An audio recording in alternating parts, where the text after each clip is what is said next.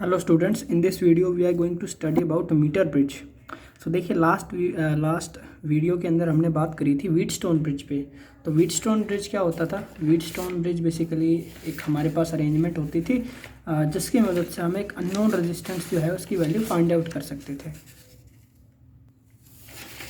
और ये कुछ इस तरह का दिखाई देता था। तो ये हमारा व्हीटस्टोन ब्रिज था। इसमें हमारे पास 4 रजिस्टर्स होते थे, पी, क्यू, आर, एस। तो पी, क्यू, आर, एस ये 4 हमारे पास रजिस्टर थे इसके अंदर। और यहाँ पर हमने बी और डी के बीच में गैल्वेनोमीटर कनेक्ट किया हुआ था। और इसकी कंडीशन क्या थी? कंडीशन ये थी कि when there is no current pass through the galvanometer, जब इस गैल्वेनोमीटर से कोई करंट पास नहीं होगा, when I G equals to 0, तो it means that V B is equals to V D. इस पॉइंट का पोटेंशियल और इस पॉइंट का पोटेंशियल बराबर होगा। और साथ में जब ये कंडीशन होती है तो वहाँ पर हम क्या लिख सकते हैं? हम लिख सकते हैं that P by Q equals to R by S. इस रेजिस्टेंस को मैं डिवाइड कर देता हूँ इससे, इज इक्वल्स टू इसको डिवाइड कर देते हैं इससे। ठीक है, तो ये लिख सकते हैं। तो देखिए, दोनों ही जो कंडीशन है एक दूसरे की इंटरचेंजेबल है। अगर किसी भी व्हीटस्टोन ब्रिज के सर्किट में अगर आप देखते हो P by Q equals to R by S है, तो आप कह सकते हो that I G equals to 0 की गैल्वेनोमीटर से कोई करंट पास नहीं हो रहा है। और जस्ट हम इसका रिवर्स भी बोल सकते हैं कि अगर गैल्वेनोमीटर से कोई करंट पास नहीं हो रहा है then P by Q equals to R by S. ये बेसिकली इसका प्रिंसिपल होता है। इसी प्रिंसिपल पर हमारा जो व्हीटस्टोन ब्रिज होता है ये वर्क करता है। ठीक है, और ये जो 4 रेजिस्टेंस है इस तरह से क्वाड्रिलेटरल की जो 4 साइड्स है, ठीक है, उसमें जो कनेक्टेड होते हैं। और ये हमारा गैल्वेनोमीटर है जी यहाँ पर। तो जो मीटर ब्रिज है वो व्हीटस्टोन ब्रिज की ही एक प्रैक्टिकल एप्लीकेशन है। ठीक है, मतलब इसकी एक जो परफेक्ट सिंपलेस्ट प्रैक्टिकल एप्लीकेशन है उसी को हम बोलते हैं मीटर ब्रिज। तो इसी को हम पढ़ते हैं।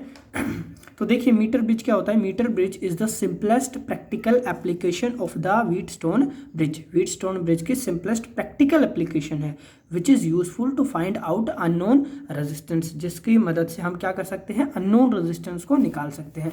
जैसे कि हमने यहाँ पर किया था और यहाँ से हमने ड्राइव करके एस की वैल्यू निकाली थी जो कि अननोन रेजिस्टेंस था। अगर हमको पी, क्यू, आर की वैल्यू पता होती थी तो यहाँ से हम एस की वैल्यू को निकाल सकते हैं। तो सेम यही टॉपिक है, ठीक है, जो हमने व्हीटस्टोन ब्रिज पढ़ा था सेम है हमारा मीटर ब्रिज। ठीक है, बट ये इसकी प्रैक्टिकल एप्लीकेशन है जिसको हम जनरल लाइफ में भी यूज़ कर सकते हैं। अच्छा, तो इसके प्रिंसिपल की बात करें तो सिंस व्हीटस्टोन ब्रिज प्रिंसिपल पर ही वर्क करता है तो हम क्या कहेंगे? That it is based on the Wheatstone bridge principle. ये व्हीटस्टोन ब्रिज प्रिंसिपल के ऊपर वर्क करता है। तो ये हो गया इसका प्रिंसिपल। इसके बाद हम बात करते हैं इसकी कंस्ट्रक्शन की। तो इसकी देखिए, कंस्ट्रक्शन में हम ये पार्ट्स यूज़ करेंगे यहाँ पर। तो सबसे पहला जो पार्ट है वो हम यहाँ पर यूज़ करते हैं वायर। ठीक है, तो वायर, इसके अंदर हम एक वायर यूज़ करते हैं। वायर कैसा होता है? तो देखिए, यहाँ पर AC इज़ ए वायर, यहाँ पर एक वायर होता है। ठीक है, सपोज जैसे मैं इसको यहाँ पर बना देता हूँ, यहाँ पर मैं इसको बना देता हूँ। ये मैंने एक वायर लिया है यहाँ पर, AC wire.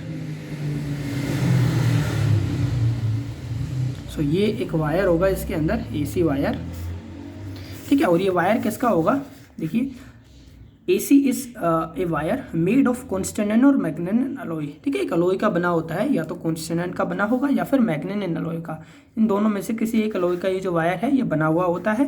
And it is 1 metre long. कितनी होती है इसकी लेंथ? ये टोटल 1 मीटर का होता है। सो 1 मीटर इसकी लेंथ हो गई। That is why it is called metre bridge. इसीलिए इसको क्या कहते हैं? मीटर ब्रिज, क्योंकि इस वायर की लेंथ होती है 1 मीटर और मीटर से इसका नाम पड़ गया मीटर ब्रिज।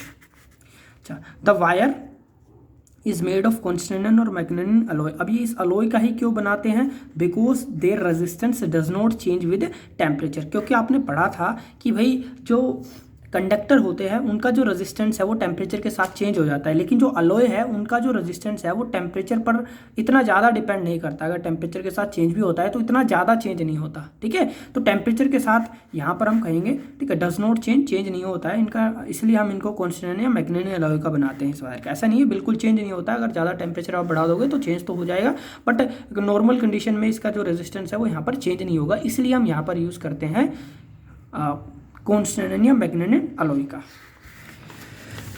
सेकेंड पार्ट है हमारे पास यहाँ पर गैल्वेनोमीटर। अब हम इसके अंदर एक गैल्वेनोमीटर भी अलॉय यूज़ करते हैं। अब देखिए, ये जो वायर है, ठीक है, इस वायर के आसपास ऐसे हमको कॉपर की जो स्ट्रिप्स है वो यहाँ पर मिलती है। जैसे ये एक कॉपर की स्ट्रिप है, एक कॉपर की स्ट्रिप यहाँ पर लगी हुई होगी। ठीक है। ऐसे कॉपर की जो 3 पत्तियां होती है, ये एक लकड़ी के जो बोर्ड होता है, वुडन बोर्ड, उसके अंदर फिट होती है। ठीक है, एक लकड़ी का बोर्ड होगा ऐसे हमारे पास। ठीक है, एक लकड़ी का बोर्ड होगा और उस बोर्ड के अंदर ऐसे ये जो है ऐसे कॉपर की स्ट्रिप जो है वो फिट हुई होंगी। फिर कॉपर की जो स्ट्रिप्स है यहाँ पर, इन दोनों के बीच में हम इस वायर को कनेक्ट कर देते हैं। यहाँ पर हम क्या करते हैं, यहाँ पर हम कनेक्ट करते हैं रेजिस्टेंस बॉक्स को। तो यहाँ पर मैंने RB लिख दिया। RB का मतलब क्या है, रेजिस्टेंस बॉक्स। रेजिस्टेंस बॉक्स एक डिवाइस होता है जिसकी मदद से हम एक डिजायरेबल रेजिस्टेंस जो है वो प्रोवाइड करा सकते हैं इस एंड के बीच में। ठीक है, तो एक रेजिस्टेंस बॉक्स यहाँ पर यूज़ होता है और यहाँ पर एक वायर यूज़ करते हैं जिसका रेजिस्टेंस हमको नहीं पता, जिसका रेजिस्टेंस हमको यहाँ पर निकालना होता है। तो इसको S से रिप्रेजेंट कर देते हैं, S is a unknown resistance wire. और यहाँ पर ही ठीक है एक और सॉकेट होता है जिसमें हम कनेक्ट करते हैं गैल्वेनोमीटर। ठीक है, और गैल्वेनोमीटर को एक और डिवाइस के साथ कनेक्ट करते हैं जिसको बोलते हैं जोकी। और ये जो जोकी होता है ये एक मेटलिक अरेंजमेंट होता है जिसको इस वायर के ऊपर हम स्लाइड करा सकते हैं। ठीक है, ये जो जोकी है इसका जो टिप है ये मेटल का होता है और इसको ऐसे हम पूरे वायर पे ऐसे स्लाइड कर सकते हैं। और इसको जो पकड़ने का होता है ये इंसुलेटर होता है। ठीक है, तो ये प्लास्टिक का बना होता है और इसके आगे वाला जो एंड है वो मेटल का होता है। ठीक है, और यहाँ से इस तरह से इसको मैं पूरे वायर के ऊपर ऐसे स्लाइड कर सकता हूँ। तो ये जोकी है, इसलिए मैंने इसको J से रिप्रेजेंट कर दिया। तो J हो गया जोकी। ठीक है, तो 1 बाय 1 हम इन पर बात करते हैं। तो पहले हमने वायर की बात कर ली। वायर जो है ये हमारा किसका बना होता है, कॉन्स्टेंट या मैग्नीशियम का अलॉय का बना होता है। इसकी लेंथ होती है 1 मीटर। ठीक है, इसकी लेंथ होती है 1 मीटर और इसके ऊपर एक स्केल भी लगा हुआ होता है। ये एक स्केल होता है बड़ा सा और ये स्केल कितने का होता है, ये 1 मीटर का होता है। ऐसे यहाँ पर एक स्केल लगा हुआ होगा 1 मीटर का स्केल, जिससे कि हम डिजायरेबल लेंथ जो है वो यहाँ से मेजर कर पाए। चलिए, तो हमने वायर की बात कर ली। वायर के बाद हमने बात करी गैल्वेनोमीटर की। तो आपको पता है गैल्वेनोमीटर क्या होता है। जैसे एमीटर है, एक डिवाइस है जो कि क्या करता है, करंट को मेजर करता है। ऐसे ही जो गैल्वेनोमीटर है वो भी एक डिवाइस होता है जो कि करंट को मेजर करता है। लेकिन कैसे करंट को मेजर करता है, स्मॉल करंट। ये स्मॉल करंट को मेजर करता है, स्मॉल इलेक्ट्रिक करंट को। सो जी इज ए गैल्वेनोमीटर। जी हमारा यहाँ पर क्या है, गैल्वेनोमीटर है। And it is use to detect presence of small electric current. Small electric current की प्रेजेंस को डिटेक्ट करने के लिए हम यूज़ करते हैं यहाँ पर गैल्वेनोमीटर का।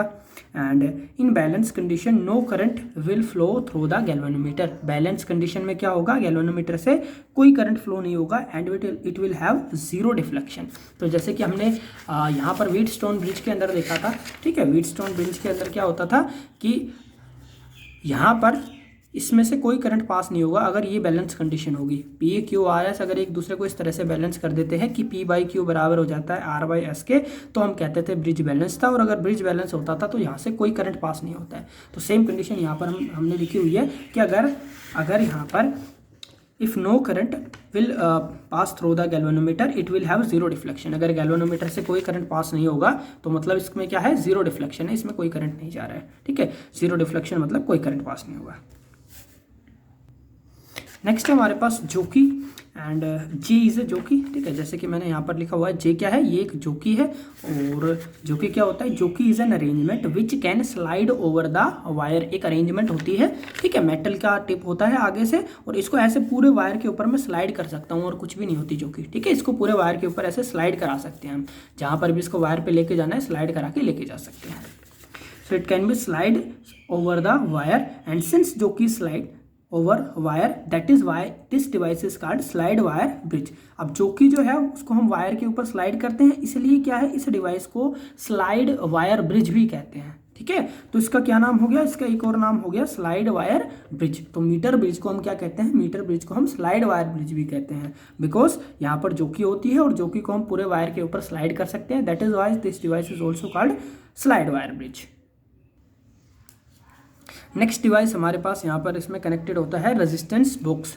सो R is a resistance box. R क्या है, एक रेजिस्टेंस बॉक्स है use to take known value of resistance. इसका यूज करते हैं रेजिस्टेंस की एक नॉन वैल्यू लेने के लिए। ठीक है, जैसे यहाँ पर मैंने लिखा हुआ है RB। तो RB क्या है, ये हमारा एक रेजिस्टेंस बॉक्स है और रेजिस्टेंस बॉक्स एक डिवाइस होता है जिससे हम एक डिजायरेबल रेजिस्टेंस जो है इन दो गैप के बीच में प्रोवाइड करा सकते हैं।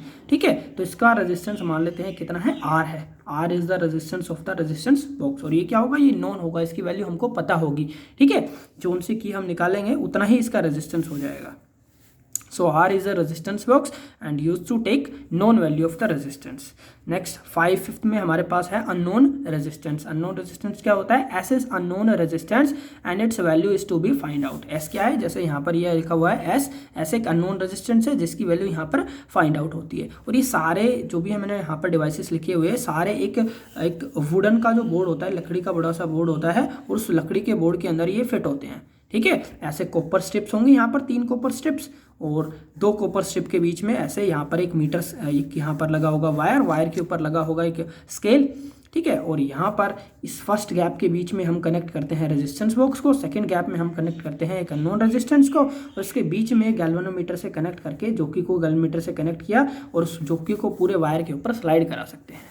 ठीक है, तो ये देखिए ये इसका एक जो फिगर है सेम फिगर यहाँ पर हमने बनाया हुआ है, ये लिखा हुआ है कॉपर स्ट्रिप। तो ये 3 हमारे पास कॉपर स्ट्रिप्स है और कॉपर स्ट्रिप में देखिए ए और सी के बीच में ये एक मैंने डार्क कलर में ठीक है किया हुआ है, ये वायर है हमारा AC वायर है। इस वायर को यहाँ पर दोनों कॉपर स्ट्रिप के बीच में बांधा हुआ है और इस वायर के ऊपर हमने रखा हुआ है एक स्केल। ठीक है, ये स्केल जो है ये भी वुडन का होता है, लकड़ी का स्केल होता है और ये 1 मीटर का होता है, या हम कह सकते हैं 100 सेंटीमीटर का होता है। फिर क्या किया हमने, जो ये वाली कॉपर स्ट्रिप है और ये वाली कॉपर स्ट्रिप है, तो इस फर्स्ट गैप के बीच में मैंने एक रेजिस्टेंस बॉक्स कनेक्ट किया है। इस रेजिस्टेंस बॉक्स का रेजिस्टेंस है R। ये जो सेकंड गैप है, सेकंड गैप में मैंने कनेक्ट किया है एक अननोन रेजिस्टेंस जिसका रेजिस्टेंस है S। ठीक है, और ये कितना है ये हमें नहीं पता, ये पता करना है। सो S is a known resistance and R is a known resistance. फिर यहाँ पर एक मेटेलिक टिप होती है, इससे हम कनेक्ट कर सकते हैं गैल्वेनोमीटर को। गैल्वेनोमीटर का दूसरा एंड कनेक्ट करते हैं जॉकी से और जॉकी को इस वायर के ऊपर हम स्लाइड करा सकते हैं। ठीक है, तो जो भी हम स्लाइड करेंगे, जैसे यहाँ पर जब हम इसको पूरे वायर के ऊपर स्लाइड करेंगे ना, तो एक पॉइंट पर हमें क्या मिलेगा, यहाँ पर नल रिफ्लेक्शन मिलेगा। वो लेंथ हम यहाँ पर मेजर कर लेंगे, जैसे यहाँ पर मैंने L लेंथ यहाँ पर दिखाई हुई है। ठीक है, तो ये अरेंजमेंट हमारे पास। इसके बाद देखिए A और C के बीच में अब हमको यहाँ पर बैटरी भी प्रोवाइड करानी है, तो इस वायर के अक्रॉस क्या किया हमने, एक बैटरी कनेक्ट कर दी पॉजिटिव नेगेटिव और साथ में एक की कनेक्ट कर दी K। ठीक है, ये सारा जो है ये हमारा इसका सिस्टमेटिक डायग्राम हो गया मीटर ब्रिज का। देखिए किस तरह से डिवाइस वर्क करता है, इसकी बात करते हैं हम। So it's working. So at first stage close की के, सबसे पहले हम क्या करते हैं, जो की के है इसको क्लोज करेंगे। ठीक है, जैसे ही की को क्लोज किया क्या होगा, जो करंट है वो इस वायर के अक्रॉस फ्लो होना शुरू हो जाएगा। ठीक है, करंट जो है वो पॉजिटिव से नेगेटिव की तरफ यहाँ पर फ्लो होगा। सो नाउ स्लाइड जो की, अब जैसे हमने स्विच को ऑन किया करंट इसमें फ्लो हो गया। फिर हमने क्या किया यहाँ पर, अब इस जोकी को पूरे वायर के ऊपर मैं स्लाइड करा के देखूंगा। सो स्लाइड जोकी over the wire from A to B, A से B हम पूरे वायर के ऊपर, सॉरी A to B नहीं A to C, हम A to C जो है इस पूरे वायर के ऊपर हम स्लाइड करा के देखेंगे यहाँ पर। And stage will come when galvanometer show null deflection, zero deflection. एक स्टेज आएगी जब गैल्वेनोमीटर क्या करेगा, गैल्वेनोमीटर जीरो डिफ्लेक्शन शो करेगा, कोई डिफ्लेक्शन शो नहीं करेगा। नोट दिस लेंथ L, उस लेंथ को हमको नोट करना है with the help of wooden scale. देखिए क्या करना है, ये जो जोकी है, ठीक है, इस जोकी को पूरे वायर के ऊपर स्लाइड करेंगे तो क्या होगा, एक पर्टिकुलर वैल्यू मिलेगी जहां पर गैल्वेनोमीटर जो है वो जीरो डिफ्लेक्शन शो करेगा। ठीक है, यहाँ पर गैल्वेनोमीटर जीरो डिफ्लेक्शन शो करेगा। जीरो डिफ्लेक्शन क्यों शो करेगा, क्योंकि ये व्हीटस्टोन ब्रिज की तरह वर्क करेगा। देखिए यहाँ पर क्या है, एक हमारे पास एक रेजिस्टेंस यहाँ पर है, एक रेजिस्टेंस यहाँ पर है RS, और ये कुछ वायर है, इतने वायर का कुछ रेजिस्टेंस होगा और साथ में इतने वायर का भी कुछ रेजिस्टेंस होगा। तो ये P हो गया, ये Q हो गया, PQRS। तो एकदम व्हीटस्टोन ब्रिज जैसी अरेंजमेंट बन गई। ठीक है, तो इसलिए क्या होगा, एक पर्टिकुलर पॉइंट आएगा जहां पर यहाँ और यहाँ का और यहाँ का एक दूसरे को बैलेंस कर लेंगे। P/Q R/S बराबर हो जाएंगे और बैलेंस कंडीशन जो है पहुंच जाएगा व्हीटस्टोन ब्रिज की, और उस कंडीशन में यहाँ पर गैल्वेनोमीटर से कोई करंट जो है वो पास नहीं होगा। ठीक है, तो हम वो लेंथ मेजर करेंगे जिस लेंथ के ऊपर गैल्वेनोमीटर कोई डिफ्लेक्शन शो नहीं करता है। अब जैसे ही मैंने जोकी को स्लाइड किया, ठीक है, हमें कोई लेंथ मिलेगी, जैसे यहाँ पर ये L लेंथ मिल गई। अभी L कुछ भी हो सकती है, 40 सेंटीमीटर 50 सेंटीमीटर, ठीक है, डिपेंडिंग ऑन द जो आपने बैटरी यूज़ करी है, जो वायर्स वगैरह यूज़ करें उस पर डिपेंड करेगी। ठीक है, तो उसके अकॉर्डिंग कोई भी आपको यहाँ पर एक लेंथ मिल जाएगी। ठीक है, जैसे आपको 40 सेंटीमीटर मिल गई, तो ये जो लेंथ है 40 सेंटीमीटर, ये 40 सेंटीमीटर लेंथ को आपको मेजर कर लेना है। अब ये जो यहाँ से यहाँ तक की जो लेंथ है ये बच गई, ये कितनी बचेगी, ये बचेगी टोटल है 100 सेंटीमीटर, ये हो गई 40, तो ये हो गई 100 माइनस 40, मतलब ये 60 सेंटीमीटर बच जाएगी। So the remaining length is 100 minus L। तो ये जब लेंथ L है तो ये बाकी बची हुई लेंथ हो गई 100 माइनस L। ठीक है, तो इन दोनों लेंथ को यहाँ पर हम मेजर कर लेंगे, बेसिकली इसको मेजर कर लेंगे और इसको माइनस करके निकाल लेंगे 100 में से। अब ठीक है, इतना काम हमको करना है। इसके बाद यहाँ पर काफ़ी सिंपल है, ठीक है, हम इसको थोड़ा सा कैलकुलेट करके निकाल लेंगे अननोन रेजिस्टेंस की वैल्यू। सो इसके लिए क्या करते हैं, let R is equals to resistance per centimetre of the wire. अब ये जो वैल्यू है ये आपको पता होगी, यहाँ पर आर क्या है, ये जो वायर है इस वायर की यूनिट लेंथ का रेजिस्टेंस है, मतलब 1 सेंटीमीटर का जो रेजिस्टेंस है वो आपको पता है, यहाँ पर कुछ वैल्यू मिलेगी। सो यूनिट सेंटीमीटर का रेजिस्टेंस कितना हो गया, small r is the resistance of unit length of the wire. अब आर जो रेजिस्टेंस है वो है यूनिट लेंथ का रेजिस्टेंस, इस वायर की जो यूनिट लेंथ है उसका रेजिस्टेंस है आर। मतलब भाई अगर इस वायर की मैं 1 सेंटीमीटर लेंथ की बात करूं, ठीक है, तो 1 सेंटीमीटर की लेंथ का जो रेजिस्टेंस है वो है आर। तो आप बताइए 2 सेंटीमीटर का रेजिस्टेंस कितना हो जाएगा, ठीक है, 2R हो जाएगा, ठीक है, 3 सेंटीमीटर का हो जाएगा 3R, 4 सेंटीमीटर का 4R, ऐसे ही 10 सेंटीमीटर का हो जाएगा 10R, ठीक है। और अगर यहाँ पर ये जो टोटल हमारी जो लेंथ है वो हमने मेजर करी है L सेंटीमीटर, तो L सेंटीमीटर लेंथ का जो रेजिस्टेंस है वो हो जाएगा L मल्टीप्लाई R। ठीक है, समझ में आया होगा कि R जो रेजिस्टेंस है, स्मॉल r जो रेजिस्टेंस है वो यूनिट सेंटीमीटर, 1 सेंटीमीटर का रेजिस्टेंस है, तो L सेंटीमीटर का रेजिस्टेंस हो गया LR। So resistance of length AJ, इस AJ लेंथ का रेजिस्टेंस, AJ लेंथ का रेजिस्टेंस हो गया, ठीक है, P मान लेते हैं इसको, ये P की जो वैल्यू है वो बराबर हो गई LR के। इसके बाद यहाँ पर रेजिस्टेंस ऑफ लेंथ JC, इसे JC वायर का रेजिस्टेंस, तो JC वायर का रेजिस्टेंस कितना हो जाएगा, यूनिट लेंथ का रेजिस्टेंस है R और ये वाली लेंथ है 100 माइनस L, तो 100 माइनस L लेंथ का रेजिस्टेंस हो गया 100 माइनस L इंटू में R। ठीक है, तो देखिए क्या है हमारे पास, ये व्हीटस्टोन ब्रिज जो है इसका वायर है 1 मीटर का, और इस वायर के अक्रॉस यहाँ पर फर्स्ट कॉपर एंड के बीच में मैंने कनेक्ट किया है एक रेजिस्टेंस बॉक्स। ये रेजिस्टेंस बॉक्स हो गया जिसका रेजिस्टेंस है यहाँ पर R, इसका रेजिस्टेंस है R। सेकेंड गैप के बीच में मैंने एक अननोन रेजिस्टेंस कनेक्ट किया है, ठीक है, ये अननोन रेजिस्टेंस कनेक्ट हो गया। और यहाँ पर एक गैल्वेनोमीटर है, गैल्वेनोमीटर को जोकी से कनेक्ट करके इसके ऊपर स्लाइड करा सकते हैं। ये जो लेंथ मेज़र करी है L सेंटीमीटर, इसके ऊपर गैल्वेनोमीटर में 0 डिफ्लेक्शन शो किया है। This is A and this is C, this point is J। तो जब ये L है तो ये टोटल 100 सेंटीमीटर का है, तो ये हो गया 100 माइनस L, तो ये 100 माइनस L सेंटीमीटर हो गई यहाँ से लेके यहाँ तक की लेंथ। अब R जो है वो रेजिस्टेंस है 1 सेंटीमीटर का, ठीक है, तो L सेंटीमीटर का रेजिस्टेंस कितना हो गया, ये हो गया LR, ठीक है। तो इस रेजिस्टेंस को मान लेते हैं P की वैल्यू हो गई LR। इस रेजिस्टेंस को मान लेते हैं JC वाले को Q की वैल्यू हो गई 100 माइनस L इंटू में R, ठीक है। इसका रेजिस्टेंस बॉक्स का रेजिस्टेंस आपको पता है कितना है, R है, ठीक है, ये R हो गया। और जो ये वायर है इस वायर का रेजिस्टेंस हो गया S। अब इसको देखिए आप कंपेयर कर सकते हैं इन जनरल, ठीक है, ऐसे ये मेरे पास एक रेजिस्टेंस कनेक्टेड है जिसका रेजिस्टेंस हो गया R। यहाँ पर ये जो वायर है इस वायर का रेजिस्टेंस है P, तो ये हो गया P। बीच में क्या है, गैल्वेनोमीटर कनेक्ट है, यहाँ पर ये गैल्वेनोमीटर, फिर JC, इसके आगे ये एक रजिस्टर है जिसका रेजिस्टेंस है Q, और यहाँ पर R के बाद एक और रेजिस्टेंस है जिसका रजिस्टर है जिसका रेजिस्टेंस है S। तो इसको आप देखिए कंपेयर, अगर इसको उल्टा कर दूँ तो ये बन जाएगा PQRS, वही सेम अरेंजमेंट बन गई। एक क्वाड्रिलेटरल की चारों साइड पर 4 रेजिस्टेंस कनेक्टेड हुए हैं और यहाँ पर दोनों एंड के बीच में एक गैल्वेनोमीटर लगाया हुआ है। तो ये क्या है, this is similar to Wheatstone bridge, just इसके सिमिलर है व्हीटस्टोन ब्रिज के। तो यहाँ पर मैं यूज़ करूँगा व्हीटस्टोन ब्रिज प्रिंसिपल को, क्योंकि ये बिल्कुल व्हीटस्टोन ब्रिज जैसी अरेंजमेंट हमारे पास आ गई है। और व्हीटस्टोन ब्रिज क्या होता है, व्हीटस्टोन ब्रिज के according P/Q is equals to R/S ये होता है। यहाँ पर देखिए P की वैल्यू कितनी है, P इज LR, P की वैल्यू हो गई LR, Q की वैल्यू हो गई 100 माइनस L इंटू में R तो R है ही और S भी S के बराबर है। तो यहाँ से R से R कैंसिल आउट और S की वैल्यू आप निकाल सकते हो, S इज इक्वल्स टू, ये पलट के उस तरफ चला जाएगा, R 100 minus L divided by L।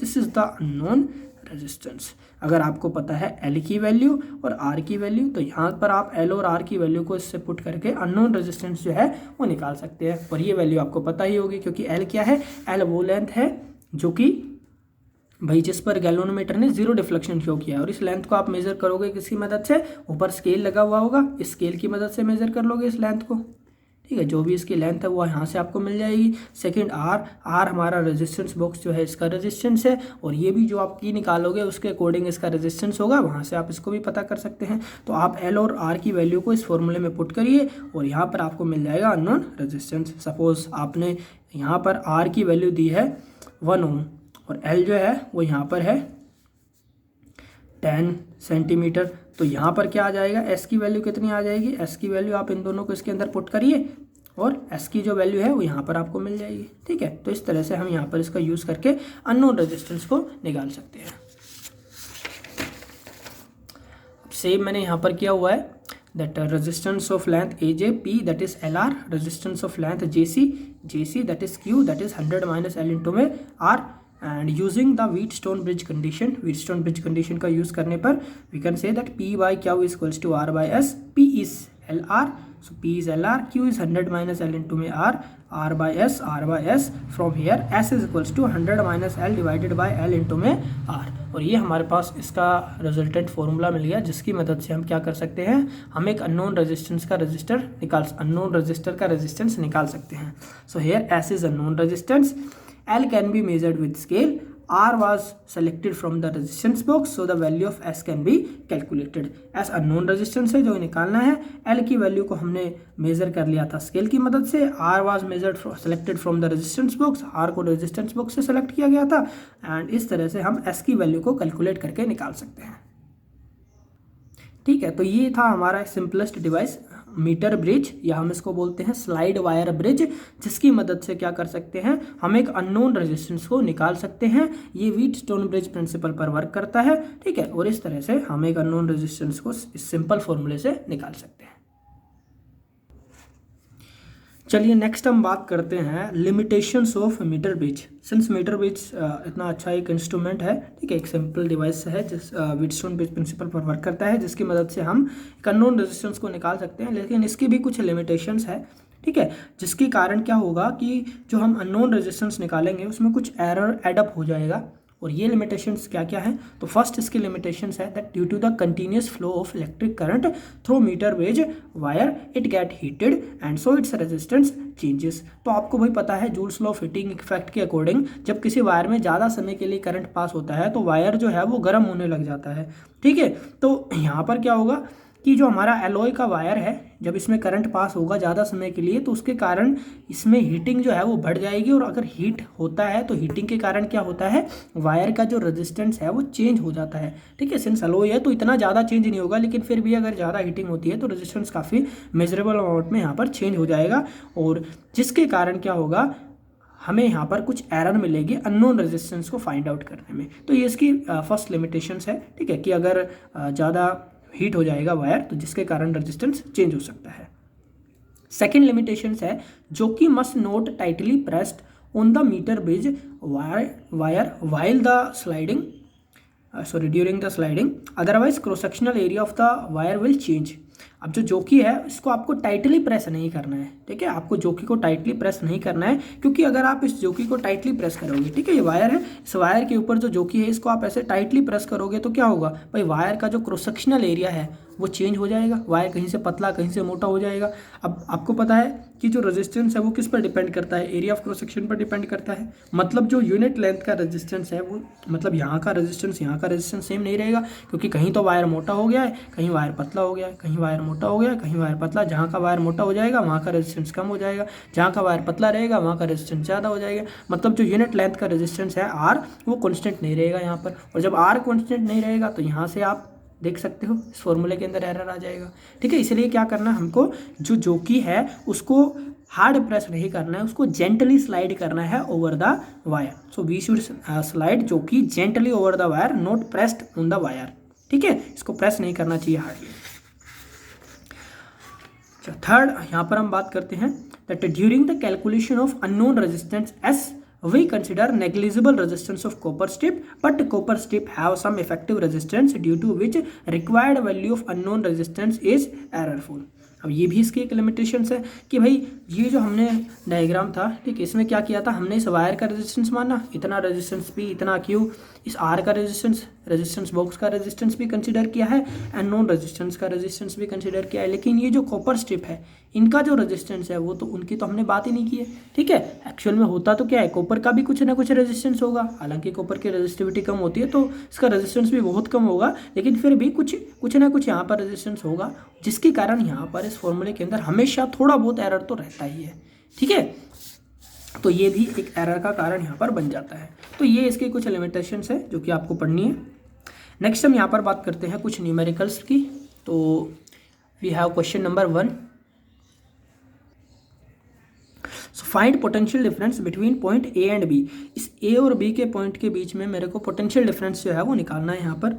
तो कैसे निकालेंगे देखिए, तो ये जो हमको कुछ अरेंजमेंट दिखाई पड़ रही है, कुछ व्हीटस्टोन ब्रिज जैसी दिखाई पड़ रही है। ठीक है, और व्हीटस्टोन ब्रिज जैसी दिखाई पड़ रही है तो यहाँ पर हम चेक करेंगे कि कहीं ये बैलेंस कंडीशन में तो नहीं है। तो जब भी आपको ऐसा डायग्राम मिला आप चेक करिए ये बैलेंस कंडीशन में तो नहीं है। तो देखिए बैलेंस कंडीशन कैसे चेक करते हैं, बैलेंस कंडीशन चेक करने के लिए फॉर्मूला होता है हमारे पास P by Q equals to R by S. ये P है, ये Q है, ये R है और ये S है। तो अगर मैं P बाई क्यू को डिवाइड करूँ तो वो बराबर आना चाहिए R बाई एस की। तो यहाँ पर मैं डिवाइड कर देता हूँ 8/16 और ये 8/16 should be equals to 20/40।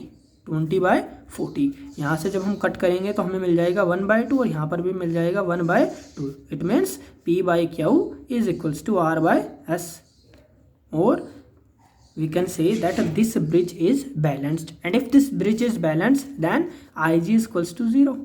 Current through the galvanometer is 0, और गैल्वेनोमीटर से 0 करंट इसका मतलब क्या है, इसका मतलब potential of this point is equals to potential of this point. So V B equals to V D. V और वी की बी का जो पोटेंशियल है वो बराबर है V B equals to V D, और I can say that V B minus V D equals to 0। ये भी हम कह सकते हैं कि भाई इन दोनों पॉइंट के बीच का पोटेंशियल का जो डिफरेंस है वो 0। यहाँ का अगर 10 वोल्ट है तो यहाँ का भी 10 वोल्ट ही मिलेगा। पोटेंशियल डिफरेंस कितना हो गया 10 - 10 0। सो दोनों पॉइंट के बीच का पोटेंशियल डिफरेंस कितना हो गया 0। So using balance Wheatstone bridge principle V A equals to V B. ठीक है, सिंस ये बैलेंस है तो यहाँ पर वी ए वी बी बराबर हो गया, और V A minus V B किसके बराबर हो गया 0 के। So the potential difference between point A and B is 0 volt. Next question है हमारे पास, find the value of R for which galvanometer show null deflection. तो हमें R की वो वैल्यू बतानी है, इस R की वो वैल्यू बतानी है जिसके लिए galvanometer null deflection 0 deflection show करे। तो R की कौन सी वैल्यू होगी, कितने ओम का रेजिस्टेंस यहाँ पर हम कनेक्ट करें कि जो G है वो 0 पुट करे। तो इसके लिए भी देखिए सेम है, आप यहाँ पर चेक करिए कि कहीं ये जो ब्रिज है ये बैलेंस तो नहीं है। तो इसकी बैलेंसिंग को चेक करते हैं, तो यहाँ पर P by Q equals to R by S होना चाहिए। सो देखिए 10/20 should be equals to 10/20 should be equals to 40/80। So from here this is 1/2 and it is also 1/2. So it means P by Q is equals to R by S. P by Q is equals to R by S, और P by Q R by S के बराबर है। इसका मतलब क्या है, that Ig is equals to 0, कि galvanometer से कोई करंट पास नहीं हो रहा है। और अगर गैल्वेनोमीटर से कोई करंट पास हो ही नहीं रहा है तो भाई R का तो रेजिस्टेंस कितना भी हो सकता है। देखिए यहाँ का पोटेंशियल डिफरेंस VA का पोटेंशियल जो है वो बराबर है VB के पॉइंट के पोटेंशियल के, क्योंकि Ig 0 है यहाँ पर। यहाँ का पोटेंशियल और यहाँ का पोटेंशियल बराबर है इन दोनों पॉइंट का। इसका मतलब क्या है, यहाँ पर करंट पास होगा नहीं, क्योंकि करंट कब पास होगा, करंट तब पास होगा जब इन दो पॉइंट के बीच का कुछ ना कुछ पोटेंशियल डिफरेंस बनेगा, और पोटेंशियल डिफरेंस तो 0 है। तो इसका मतलब क्या है, R की वैल्यू आप यहाँ पर कुछ भी पुट कर सकते हैं। ठीक है, 1 ओम, 2 ओम, 100 ओम, इनफाइनाइट ओम, कितनी भी वैल्यू आप यहाँ पर पुट करिए, किसी भी वैल्यू के लिए, R की किसी भी वैल्यू के लिए Ig जो है वो 0 ही दिखाएगा, because the potential of point A and potential of point B are equal. इसलिए ये जो गैल्वेनोमीटर है ये यहाँ पर 0 डिफ्लेक्शन शो करेगा। So for each value of R galvanometer will show null deflection because it is balance Wheatstone bridge. ठीक है, R की हर वैल्यू के लिए नल डिफ्लेक्शन शो करेगा क्योंकि ये बैलेंस कंडीशन में है, VA बराबर है VB के। सो R की कुछ भी वैल्यू यहाँ पर हो सकती है, कितनी भी वैल्यू यहाँ पर आप रख सकते हैं। नेक्स्ट क्वेश्चन देखिए, नेक्स्ट क्वेश्चन है हमारे पास, find the value of resistance X। अब इस फिगर के अंदर हमको इस X वाला जो ये X जो रेजिस्टेंस है इसकी वैल्यू फाइंड आउट करनी है। If the Wheatstone bridge is balance, अगर ये व्हीटस्टोन ब्रिज बैलेंस है तो आपको X की वैल्यू निकालनी है।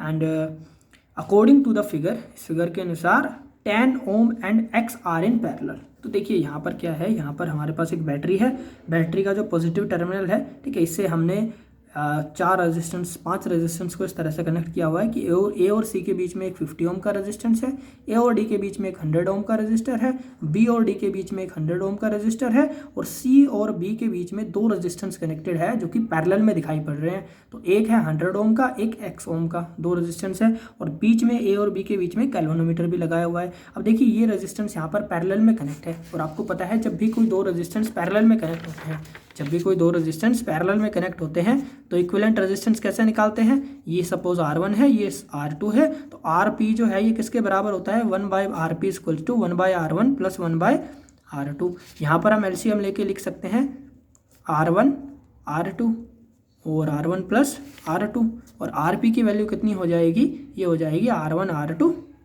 Divided by R1 plus R2। ये आ गया। अब ये तो है हमारे पास 100 ओम का, और ये है x ओम का, तो क्या हो गया, यहाँ पर आप वैल्यू को पुट कर दीजिए, RP equals to 100 multiply x divided by 100 plus x। तो इतने ओम का जो रेजिस्टेंस है ये यहाँ पर हमारे पास हो गया RP। ठीक है, तो इन दोनों रेजिस्टेंस को हटा के मैं एक अकेला रेजिस्टेंस यहाँ पर लगा सकता हूँ जिसका रेजिस्टेंस होगा RP and that is equals to 100x divided by 100 plus x ohm. ठीक है, तो सिमिलर मैनर से हमने यहाँ पर लिखा है that according to the figure 100 ohm and x are in parallel. ये दोनों रेजिस्टेंस जो है वो पैरेलल के अंदर कनेक्टेड है। So the equivalent resistance is equals to, तो इक्विवेलेंट रेजिस्टेंस हमारा यहाँ पर हो जाता है RP equals to R1 R2 divided by R1 plus R2 और 100x divided by 100 plus x। तो इसकी वैल्यू हमने यहाँ पर निकाल ली। अब क्वेश्चन में पहले ही दिया हुआ है that Wheatstone bridge is balance, की जो ब्रिज है वो बैलेंस है, तो हमको x की वैल्यू निकालनी है। तो देखिए अगर ब्रिज बैलेंस है तो हमको पता है कि P/Q बराबर होगा R/S के, तो इसको P मान लिया, इसको Q मान लिया, इन दोनों को R मान लिया, ठीक है, और इसको मान लिया S, और यहाँ पर ये व्हीटस्टोन ब्रिज जो है वो बैलेंस है। So in that case P/Q equals to R/S होगा, तो इसलिए हम यहाँ पर लिखते हैं P इक्वल्स टू, P की वैल्यू है 50, तो PQ 50/100 that is equals to R/S, ये हो गया हमारा R जिसकी वैल्यू हमने निकाली 100x divided by 100 plus x divided bye s, so divided by 100। ठीक है, तो यहाँ पर हमने s इस फॉर्मूले के अंदर कुछ नहीं किया है, सिर्फ इसको इससे डिवाइड कर दिया है और इन दोनों को जो रिजल्टेंट आया है उसको डिवाइड कर दिया है इसके साथ। ठीक है, सिंपल हमने यहाँ पर व्हीटस्टोन ब्रिज जो है वो अप्लाई किया है, और यहाँ पर आप देखिए इसको हमने सोल्व कर दिया है। ठीक है, 50 से ये कट गया 100, तो ये 2 पे जाएगा, और यहाँ पर ये 100 से ये 100 कैंसिल आउट हो गया, और यहाँ पर बचेगा, ये उधर जाएगा 100 plus x is equals to, यहाँ पर बच गया 2x एंड 2x इधर जाएगा, तो x इज इक्वल्स टू 100 ओम, और यहाँ पर आपको x की वैल्यू मिल गई। तो ये जो रेजिस्टेंस है ये कितने का है, ये 100 ओम का है। ठीक है, ये 100 ओम का है, इस तरीके से यहाँ पर आप निकाल सकते हैं। चलिए एक और क्वेश्चन को हम यहाँ पर डिस्कस करते हैं। For 10 ohm resistance of resistance box, एक रेजिस्टेंस बॉक्स है जिसका रेजिस्टेंस है 10 ohm, the balanced length from the higher end of metre base is 14.5 centimetre, find out unknown resistance. अब देखिए क्या क्वेश्चन में लिखा हुआ है कि रेजिस्टेंस बॉक्स का रेजिस्टेंस तो है 10 ओम। अब ये मैंने यहाँ पर डायग्राम बनाया हुआ है मीटर बेज का, रेजिस्टेंस बॉक्स का जो रेजिस्टेंस है ये हमको दिया हुआ है 10 ओम का। फिर कह रहा है कि जो बैलेंस लेंथ है from higher end of metre bridge, ये मीटर ब्रिज का जो हायर एंड है, देखिए हायर पोटेंशियल वाला एंड जो है, ठीक है, यहाँ से जो बैलेंस पॉइंट है वहाँ तक की जो डिस्टेंस है ये दे रखी है 45.5 सेंटीमीटर, तो ये हो गई 45.5 सेंटीमीटर। ठीक है, तो ये हमको हमने यहाँ पर ये मेंशन कर दी।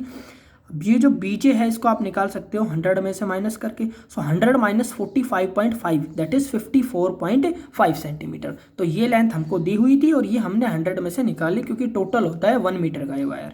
ठीक है, चलिए तो हमको अननोन रेजिस्टेंस ऐसे निकालना है, तो सिंपल हम व्हीटस्टोन ब्रिज प्रिंसिपल का यूज़ करेंगे, और प्रिंसिपल का यूज़ करके हम यहाँ पर निकाल सकते हैं। So by using principle of Wheatstone bridge, Wheatstone bridge principle का यूज़ करने पर P/Q इक्वल्स टू R/S। यहाँ पर P क्या है, इस वायर का रेजिस्टेंस, Q इस वायर का रेजिस्टेंस, R रेजिस्टेंस बॉक्स का रेजिस्टेंस, और S अननोन वायर का रेजिस्टेंस। तो P को सबसे पहले पुट करते हैं यहाँ का रेजिस्टेंस। ठीक है, अब देखिए यहाँ का जो रेजिस्टेंस है वो कैसे निकालेंगे हम, तो इसके लिए क्या करना है, इसके लिए हमको पता होना चाहिए यहाँ पर जो यूनिट लेंथ है उसका रेजिस्टेंस कितना है। ठीक है, अब ये मैंने यहाँ पर क्वेश्चन में लिखा हुआ नहीं है, बाकी क्वेश्चन में दिया हुआ मिलेगा आपको कि जो यूनिट लेंथ का रेजिस्टेंस है, ठीक है, वो कितना है। आर की जो वैल्यू है यहाँ पर, स्मॉल आर की वैल्यू है वो यहाँ पर होगी हमारे पास 1 सेंटीमीटर। ठीक है, तो यहाँ पर मैं लिख देता हूँ, if find out unknown resistance, if resistance of unit length of wire is 1 ohm। ठीक है, अब देखिए 1, यहाँ पर जो यूनिट लेंथ का जो रेजिस्टेंस है वो है 1 ओम। यूनिट लेंथ मतलब 1 सेंटीमीटर, तो 1 सेंटीमीटर का रेजिस्टेंस कितना है, 1 ओम है। ठीक है, 10 सेंटीमीटर का रेजिस्टेंस हो जाएगा 10 ओम, L सेंटीमीटर का हो जाएगा L ओम। ठीक है, सिमिलरली यहाँ पर कितना सेंटीमीटर, 45.5 सेंटीमीटर, तो 45.5 सेंटीमीटर, ठीक है, इसका रेजिस्टेंस कितना हो जाएगा, ये हो जाएगा 45.5 ओम। सिमिलरली यहाँ पर 54.5 सेंटीमीटर, इसका रेजिस्टेंस हो गया 54.5 ओम। ठीक है, तो ये हो गया P और ये हो गया Q। तो P की वैल्यू आपको पता है, Q की वैल्यू आपको पता है। R और S resistance of resistance box that is given, that is 10 ओम, और S की जो वैल्यू है ये आपको नहीं पता। ठीक है, तो ये आपको यहाँ पर निकालनी है। Simple Wheatstone bridge principle use करेंगे, P by Q equals to R by S। So 45.5 divided by 54.5 is equals to R by S, that is 10 by S। इस S की वैल्यू को हमको निकालना है। S is equals to 10 multiply 54.5 divided by 45.5। इसको आप solve करिए, इसको जब आप सोल्व करोगे तो ये आपको मिलेगा 11.98 ओम, और यहाँ से ये निकल गया हमारा अननोन रेजिस्टेंस। ठीक है, तो सिंपल हमको यहाँ पर यूज़ करना है Wheatstone bridge principle, P by Q equals to R by S। P की वैल्यू 10, S जो है वो हमारा सॉरी ये जो R है ना, ये मैंने यहाँ पर लिख दिया, R इज 10, S ये S हो गया यहाँ पर। P की वैल्यू 45.5 ओम और ये हो गया 54.5 ओम, और यहाँ पर हमको मिल जाएगा S का वैल्यू दैट इज 11.98 ओम। इसके बाद इसका सेकेंड पार्ट भी है जिसमें लिखा हुआ if resistance box and unknown resistance S are interchange, कि अगर हम रेजिस्टेंस बॉक्स और एक्स इसको इंटरचेंज कर दे, ठीक है, S को यहाँ पर ले आए और उसको वहाँ पर कनेक्ट कर दे, तो क्या होगा, then what will be the effect on the balance length. तो बैलेंस लेंथ पर क्या इफेक्ट पड़ेगा, तो क्या इफेक्ट पड़ेगा भाई, बैलेंस लेंथ पर क्या इफेक्ट पड़ेगा कि यहाँ पर बैलेंस पॉइंट हमें कितने पे मिलेगा, हमें अब की बार मिलेगा 54.5 सेंटीमीटर पे। तो यहाँ पर क्या होगा, if resistance box and unknown resistance X are interchange then balance length will be interchange. तो बैलेंस लेंथ जो है वो भी इंटरचेंज हो जाएगी and it will become 54.5 centimetre. ये लेंथ यहाँ पर आ जाएगी, ये यहाँ पर आ जाएगी। ठीक है, जस्ट जो है ये दोनों को, अगर इन दोनों को हम इंटरचेंज कर देंगे तो ये दोनों भी इंटरचेंज यहाँ पर हो जाएगी। Okay, so this is all about Wheatstone bridge and I think आपको समझ में आया होगा। So thank you for watching this video.